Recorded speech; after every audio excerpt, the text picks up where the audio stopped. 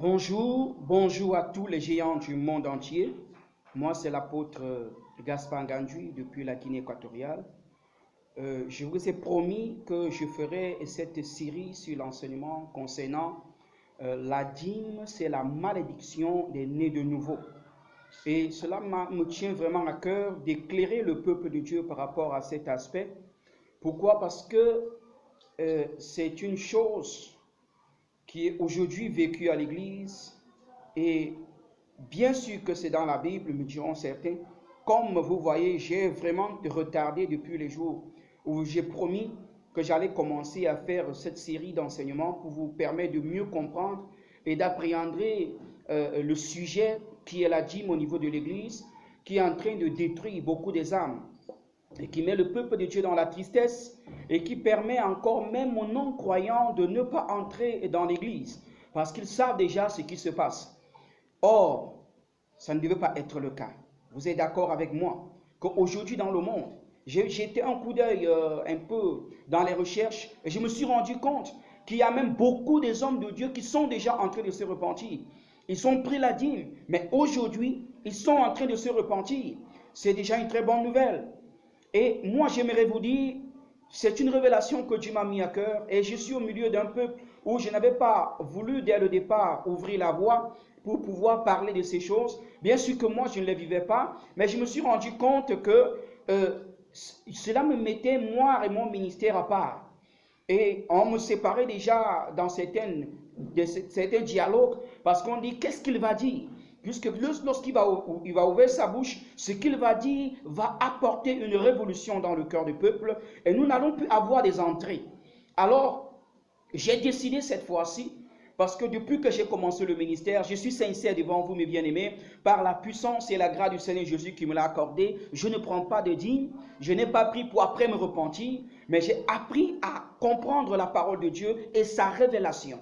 Et je bénis le Seigneur qui m'a fait cette grâce et qu'aujourd'hui dans le monde francophone, beaucoup recevront ces révélations. Donc, vous allez beaucoup les partager. N'oubliez pas de vous abonner à la chaîne pour la suite et liker. Je vais commencer par ce thème. Pourquoi la dîme à Israël? Pourquoi Dieu a pris la dîme comme une loi et il l'a donnée à Israël?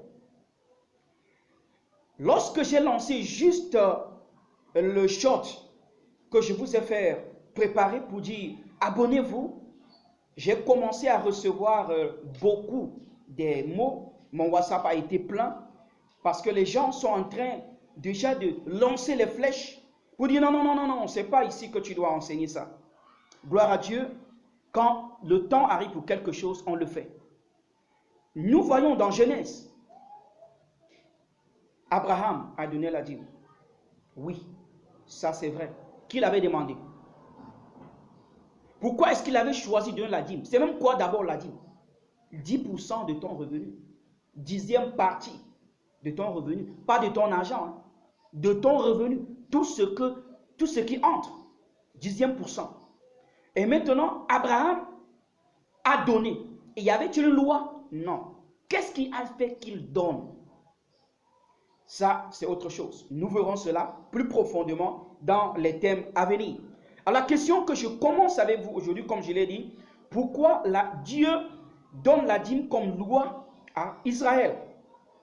Premièrement, la terre où Israël vit jusqu'à aujourd'hui ne leur appartient pas. My God. C'est la vérité. Dans Lévitique 25-23, Dieu dit, la terre où vous vivez m'appartient. Et pour que vous puissiez vivre, je vous demande de me donner 10e partie de tous vos revenus. Tout ce que vous faites, vous allez me donner. Vous quand même paye comme une location par rapport au pays que je vous ai donné. Donc, c'est votre argent de location. Vous êtes chez moi, vous êtes des locataires.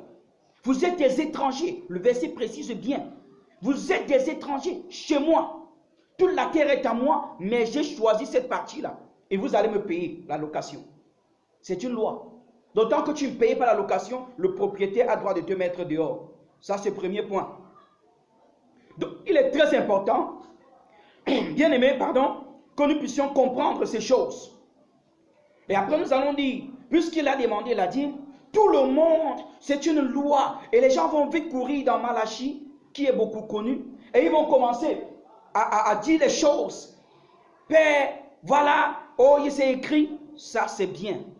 Je dis encore que c'est très bien. Mais nous allons comprendre. Parce que, bien aimés, soyons très sérieux. Quand nous prenons la Bible, est-ce que toute la Bible parle au nez de nouveau? Je vous amène à réfléchir. Nous allons l'apprendre, nous allons dire c'est la parole de Dieu, oui. Mais est-ce que tout ce qui est écrit appartient à nous? Jésus a dit sur la route d'Emmaüs, Luc, lorsqu'il a rencontré Pierre et Jean sur la route d'Emmaüs, qu'est-ce qu'il leur a dit? Quand il a détaillé, il leur a dit, il fallait que ce qui était écrit me concernant arrive. Ce qui était écrit me concernant. Donc il y a des choses dans la Bible qui ne concernent pas Jésus-Christ. Pourquoi? Je vais vous le dire. La Bible parle du diable, de Genèse Apocalypse. Est-ce que ça concerne Dieu? Est-ce que c'est le chemin de Dieu? Donc la Bible est la parole de Dieu renfermant tout ce qu'il a fait pour que nous soyons informés. Mais il y a une ligne qui appartient à Dieu. Pourquoi il disait aux Israélites, il y a deux chemins devant vous. L'autre chemin c'est pour moi et l'autre ne m'appartient pas. Mais je vous enseigne pour que vous connaissiez la vérité, pour recevoir la liberté. C'est ça l'importance. Nous devons mieux comprendre ces choses aujourd'hui. Donc, bien aimés, voilà, la terre, premièrement, n'appartient pas aux Israélites. Il les impose. Nous continuons dans notre deuxième point. Et il a dit au peuple, la dîme c'est sur tout. Vous avez donné la dîme sur tout. Tout ce qui entre. Bien. Quand vous donnez la dîme sur tout ce qui entre, maintenant, à qui vous donnez la dîme? À qui?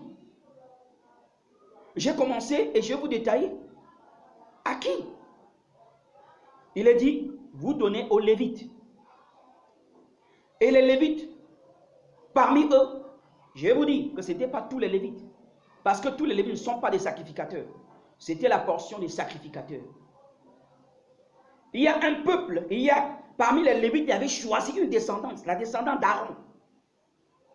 Il dit vous, parce que Lévite n'est pas Aaron. Non, Lévite n'est pas Aaron, bien aimé. Lévite, c'est une génération. C'est une tribu. Mais dans cette tribu, il y a Aaron. Il dit, toi, viens travailler. Et il a donc fait le choix des personnes qui devaient travailler. Et il dit, vous n'avez rien. Rien. Ici, dans Nombre 18, de 24 à 30, vous allez le lire pour mieux comprendre. Il dit à ce peuple, Aaron et sa descendance, les sacrificateurs, vous n'aviez pas de terre ici, en Israël. Vous m'appartenez.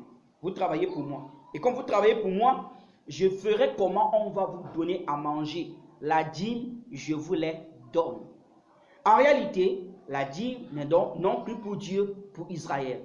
Dieu ne se fâche pas, comme nous voyons dans Malachie, contre Israël parce qu'on ne lui a pas apporté la dîme. Non, parce que ceux qui travaillent pour lui, ses représentants sur la terre, qui lui, il avait choisi et qui n'avait pas portion en Israël, ont faim.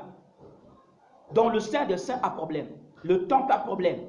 Dieu n'a plus accès sur la terre parce que ses serviteurs ne sont pas à leur place. Dieu se fâche.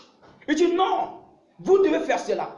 En plus, vous êtes mes locataires. Pourquoi ne pas payer votre location? On continue. Alors, puisque nous parlons déjà des sacrificateurs, vous allez dire, oh, apôtre, mais toi-même tu es sacrificateur. Mais bien sûr, c'est une vérité. L'apôtre Gaspard Gandu est sacrificateur. Mais la bonne nouvelle, je ne suis pas le seul sacrificateur. La Bible dit et mentionne clairement, alléluia, dans 1 Pierre 2,9, dans Apocalypse chapitre 1, le verset, j'aimerais même que tu commences au premier verset, mais spécifiquement le verset 6, mentionne clairement, il nous a fait un royaume de sacrificateurs. Nous sommes tous des sacrificateurs. Ce n'est pas seulement la seule partie. Il y a même le chapitre 5 qui témoigne. Apocalypse, bien sûr. Nous sommes des sacrificateurs. Donc, regardez, dans le temple, il y avait le premier groupe, les sacrificateurs. Bon, si nous parlons des Lévites en général, mais dans le temple, il y avait les sacrificateurs. Après les sacrificateurs, il y avait le souverain sacrificateur. Donc, quand on apporte à manger les dîmes, ils récoltent ces dîmes et ils vont aussi diviser et prendre l'autre 10e partie, qui est appelée dîme des dîmes, pour donner au souverain sacrificateur. Bien. Alors, la question est, à l'église aujourd'hui, qui est sacrificateur? Est-ce le pasteur, les hommes de Dieu en général, c'est-à-dire apôtres, prophètes, docteurs, évangélistes? C'est eux les sacrificateurs? Parce que ce sont les sacrificateurs, d'après vous, je pense que vous aviez droit de les donner la dîme. Et en plus, aujourd'hui, on n'utilise même pas le mot donner, on utilise le mot payer, qui est encore autre chose. Ok, bien aimé. Donc, regardez maintenant, les sacrificateurs étaient donc classés dans ces deux groupes. Et c'est le peuple qui apportait la dîme. Le peuple d'Israël. Et hormis d'Israël, ceux qui honoraient la loi de Moïse. Parce que quand nous regardons dans Actes, nous avons un eunuque éthiopien qui allait adorer Dieu en Israël, avec ses biens. Il avait apporté sa contribution, sa dîme, et il l'a donné au temple. Donc c'est un peuple de Dieu. Il croyait en Dieu et il a porté selon la loi de Moïse qu'il avait médité. Bien. Mais à l'église, qui est peuple, qui est sacrificateur? Je vais vous galvaniser des questions parce que je suis un révolutionnaire. Ma révolution, c'est d'amener le peuple de Dieu à comprendre la vérité selon le Saint-Esprit. Donc, bien-aimé, qui est peuple, qui est sacrificateur? Si vous avez dit les pasteurs sont les sacrificateurs, alors vous aviez dit au verset que je viens de mentionner, 1 Pierre chapitre 2, verset 9, où il nous a fait un royaume de sacrificateurs, un peuple élu, une nation sainte, vous aviez annulé ce verset.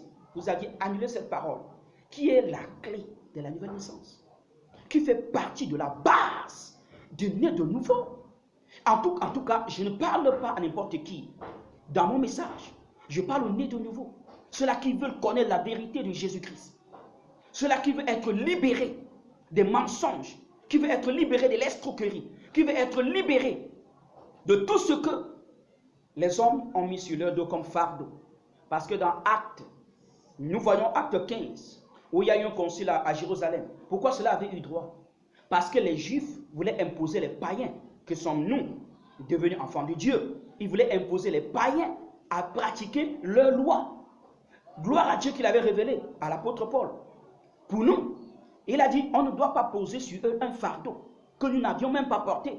Mais aujourd'hui, je suis surpris que nous, qui ne devions pas porter ces fardeaux, c'est encore ces mêmes gens qui vont encore dire, c'est ça que vous deviez porter. Peut-être parce qu'il s'agit de l'argent. Et ne m'interprétez pas mal. Je ne suis pas en train de dire qu'un chrétien ne doit pas donner.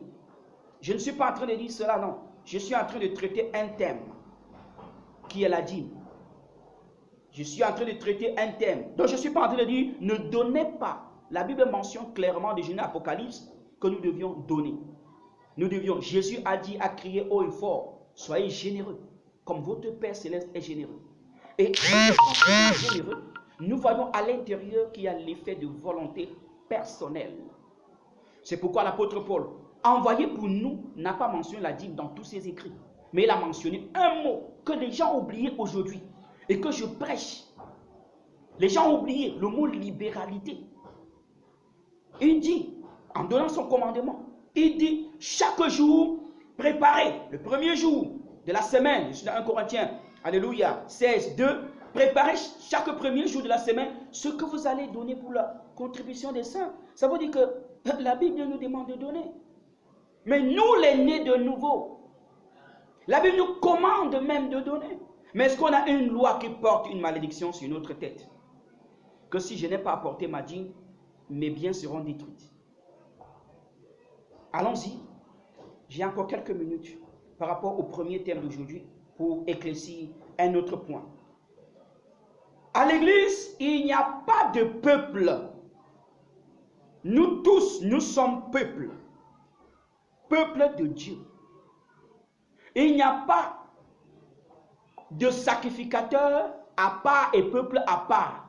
Nous sommes tous sacrificateurs. Et il n'y a pas au milieu de nous un souverain sacrificateur, archibishop quel qu'il soit. Il n'y a pas. On a un seul souverain sacrificateur qui est le Christ Jésus. Et il est assis à la droite de son Père, béni soit mon Seigneur. Donc nous tous, nous sommes peuple. Et nous tous, nous sommes sacrificateurs. Waouh! Alors qui doit donner dans la dîme à l'autre? Si nous tous nous sommes peuple, est-ce qu'on se donne la dîme entre nous les peuples? Ce n'est donc pas la loi. Ce n'est pas une recommandation de Dieu. Non. Puisque la loi a dirigé ce qu'il faut faire. Deuxièmement, nous tous nous sommes sacrificateurs. Ah! Donc nous tous, nous attendons la dîme. L'enfant qui vient de croire aujourd'hui en Jésus est un sacrificateur. Il attend donc la dîme. De qui donc? Qui doit donner la dîme? Puisqu'il n'y a pas de peuple. Tout le peuple, quand on parle du peuple, on parle de tous les nés de nouveau. Quand on parle de sacrificateurs, on parle de tous les sacrificateurs. Et il n'y a pas de dire celui-là est là-bas, l'autre est là-bas. Non. Nous sommes tous frères. C'est clair dans la parole de Dieu. Donc s'il faut qu'on apporte la dîme à l'église, ça doit venir du monde.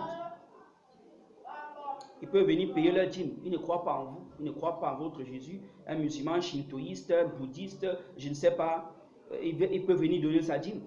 Il dit, moi je viens donner la dîme parce que j'ai lu dans votre parole là et je veux que Dieu me bénisse. Parce que vous saviez, celui qui s'attache à la loi, ça marche avec lui. Mais il y a un grand problème avec les nés de nouveau. Pourquoi la loi ne doit pas, ne marche même pas avec les nés de nouveau? Je vais éclaircir ce thème-là avec vous. Sur ce pourquoi que je vous pose tous les jours. Comme je suis déjà en train d'éclaircir ces points-là. Premièrement, quand on dit enfant, regardez les évangiles, surtout dans Jean. Quand Jésus a dit qu'il est le Fils de Dieu, qu'est-ce qui s'est passé?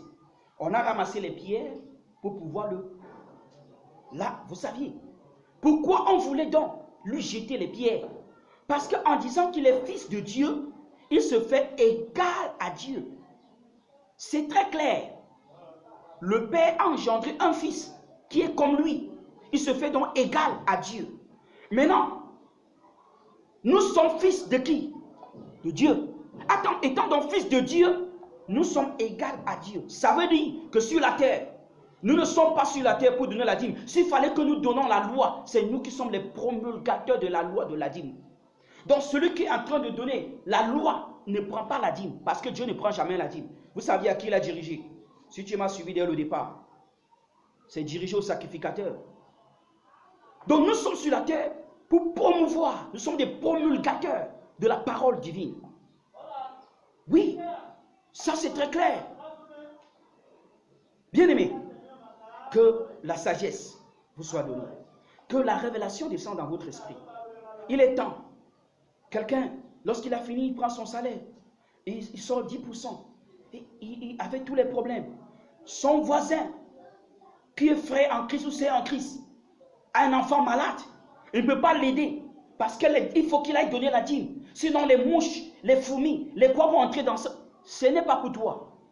Tu n'es plus dans ce niveau-là. Pourquoi? Parce qu'on ne peut pas maudire ce que Dieu a béni. Bien. C'est clair. Nous sommes enfants de Dieu. Donc il y a une différence entre le peuple Israël et les nés de nouveau. Quand j'avais cru, beaucoup de gens me disaient, je suis un Israélite. Mais quand Dieu est venu m'enseigner, il me dit, mon fils, tu n'as jamais été Israélite. Et on a encore inventé un autre mot. Tu es Israélite spirituel. Mais vous voyez, pourquoi vous voulez toujours vous attacher à Israélite spirituel? Israélite ceci. Oh, Dieu nous a mis au-dessus d'Israël. Oui, même le peuple Israël aujourd'hui sont en train d'accepter Jésus pour devenir enfant de Dieu. On y passe l'évangile. On y prêche l'évangile, bien-aimé. Alors, pourquoi est-ce qu'ils laissent leur rang? Pour augmenter au rang de fils de Dieu. C'est parce que le rang qu'il a vu, que nous avions aujourd'hui, c'est le rang d'honneur. Quelle est la différence entre fils et peuple, fils et enfant, fils et peuple. Le fils du roi ayant dit le peuple du roi. Ils sont peuple de Dieu. Nous sommes fils de Dieu. S'ils naissent de nouveau, ils deviennent fils de Dieu. Donc je ne suis pas un Israélite, ni un Israël spirituel. Je ne vais pas à Canaan. Je suis né de nouveau. J'ai la vie éternelle. Je suis l'enfant de Dieu. Je vis à Sion. Oui. C'est ce qui est la vérité pour nous. Et en tant que tel, je marche selon le Saint-Esprit. Donc je ne suis pas triste parce que je n'ai pas donné la dîme. Non. Ça n'a jamais frôlé ma tête depuis que j'ai reçu la révélation. Je ne suis pas triste. Mais en réalité, qu'est-ce que nous faisons et qu'est-ce que nous devons faire? On a oublié la générosité, l'œuvre de charité. Dans 1 Corinthiens chapitre 13, l'apôtre Paul a dit que même si je donne mon corps à brûler, il n'y a pas d'amour, je le fais en vain. Vous pensez que beaucoup de gens qui donnent la dîme, ils donnent avec amour? Depuis qu'ils donnent, ils donnent avec amour. Il n'y a pas amour, hein? C'est une loi. Dans la loi, il n'y a pas amour. Ne venez pas me dire que la loi, il y a amour. Dans Romains, nous voyons Jésus dit, c'est la fin. Fin de la loi. Pour quiconque croit. C'est la fin de la loi. Nous sommes dans le commandement de notre Dieu. Et il n'y a plus une parole qui apporte la malédiction sur nous. Romains est très clair. Il n'y a plus de condamnation pour ceux qui marchent en Jésus-Christ. C'est selon l'esprit. Donc il n'y a pas de condamnation. Ceci est très clair. Donc bien aimé, je bénis Dieu pour tous. Pourquoi la dîme? Tu as déjà commencé à comprendre. Le peuple vivait sur la terre de Dieu et devait payer.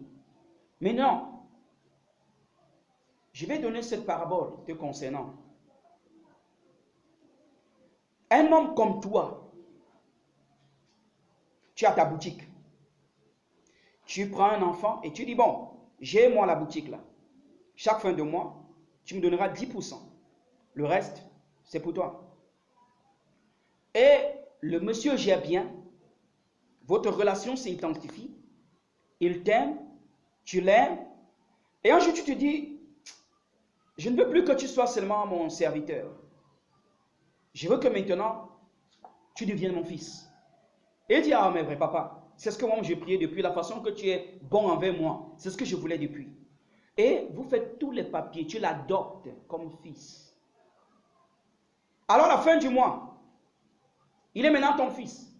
Écoute bien, quand il est ton fils là, ça ne veut pas dire que ta boutique là, c'est seulement ça qu'il a droit maintenant. Hein. Il a droit à tout ce que tu as. Bien. Maintenant, à la fin du mois, est-ce que quand il va vendre, il va venir te donner encore 10%? Il faut réfléchir. Qu'est-ce qu'il va dire? Il va dire, papa, voici ce qui est entré à la fin du mois. Qu'est-ce qu'on fait avec ça? Comment est-ce qu'on va répartir? Parce qu'il sait qu'il est héritier. Il n'est pas héritier de ta boutique seulement. Il est ton héritier. C'est comme ça que nous devons travailler avec le Saint-Esprit concernant toute notre vie. Nous disons, papa, voici, je gère ça comment? Parfois, tu es à l'église. Dieu va te dire, il y a un ampoule qui manque à l'église. Il y a les chaises. Mais pas seulement à l'église. Il va te dire, regarde ton voisin, regarde ton prochain. Il va te dire, dans tel ministère, parce que tu es en train de regarder la télé, suivre une émission, comme tu es en train de m'écouter. Et le Saint-Esprit te dit, il faut participer à l'évolution de ce ministère. C'est mon serviteur. Il faut participer. C'est ça la libéralité. Parfois, il va te dire, selon ce qu'il te communique, donne tout, comme les gens le disent. Donne tout, donne comme ça. Mais tu n'as plus une loi. Il y a un mois, il va te dire toi-même, tu ne vois pas que dans ta vie manque telle chose. Fais-le. Quand on marche avec le Saint-Esprit, on doit obéir comme Paul nous a dit, chaque mois, chaque premier jour ou chaque fin de mois, nous mettons quelque chose à côté pour aider les frères, pour soutenir l'œuvre de Dieu. Parce que la grande mission de Dieu, c'est l'évangile. L'évangile doit aller de l'avant. C'est ce pourquoi nous sommes là. Ce n'est pas pour diriger ton argent parce que tu dois être béni. Tu es déjà béni de toutes sortes de bénédictions. De toutes sortes. Et maintenant, à travers tes œuvres, le Seigneur te récompense. Selon l'Apocalypse, chapitre 15, nous lisons comment le Seigneur parle. Il vient avec sa récompense. Avec sa récompense, chapitre 21, avec sa récompense. Amen. Donc, bien aimé, ne sois plus frustré. Ne cherche plus la tristesse dans ton cœur. Tu n'es pas en train de faire les affaires avec Dieu. Jacob a traité les affaires avec Dieu en payant sa dîme, ça n'a rien donné. Si vous écoutez bien, il a dit à Dieu, Dieu, cette pierre que j'ai déposée là, ça devient pour nous une relation. Si je pars, si je suis béni, si je rentre en paix, c'est là que je vais te donner 10%. Ça, c'est déjà les affaires. Mais moi, je suis héritier. Tu es héritier. Tu ne traites pas d'affaires avec ton Dieu en disant que parce que je te donne ceci, tout ce que tu as est à toi. Et tout ce que tu as est à Dieu. Vous asseyez sur la même table. Et vous gérez les choses en tant que papa et enfant. Donc, sens-toi libre dès aujourd'hui. Quand tu écoutes ce message, partage-les. Diffusez cela. Abonnez-vous. D'autres questions seront traitées. Et envoyez vos questions. Peut-être il y a des endroits où on n'a pas encore compris. Parce que je ne suis pas encore allé dans Malachie, qui est même la clé. Et je vais y aller. Et je vais lire. Et je vais vous interpréter cela clairement. Diffusez. Abonnez-vous. N'oubliez pas de liker. Et partagez la vidéo. Je prie que Dieu vous bénisse. Je prie que Dieu bénisse le peuple du Seigneur. Qui ouvre leurs pensées. Qui les accorde la grâce de comprendre. Que la vérité qui libère soit leur portion dès ce jour. Au nom de Jésus-Christ. Je te bénis, Seigneur. Amen.